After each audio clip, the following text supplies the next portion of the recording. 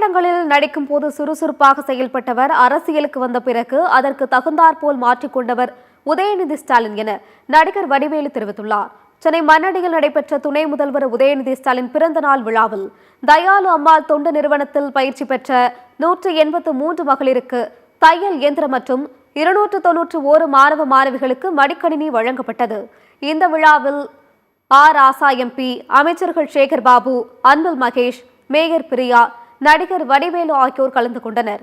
விழாவில் பேசிய வடிவேலு, திரைப்படங்களில் நடிக்கும் போதே கொடுக்கப்பட்ட வேலையை சுறுசுறுப்புடன் சரியாக செய்யக்கூடியவர் உதயநிதி என்று குறிப்பிட்டார்.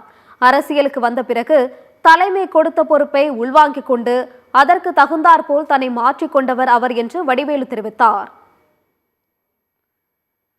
அவர் எப்பயுமே சுறுசுறுப்பான ஒரு எறும்பு மாதிரி இருப்பாரு. நான் பார்த்துருக்கேன் உதயசாரி. அவர் திரைப்படத்தில் நடிக்கும் போதே பார்த்தீங்கன்னா அவருக்கு என்ன வேலை கொடுக்குற அளவு டைரக்டர் அந்த வேலையை கரெக்டாக அவர் வாங்கி அதை பொறுமையாக ரொம்ப கட்டுப்படுவாங்க. அதே மாதிரி இன்னைக்கு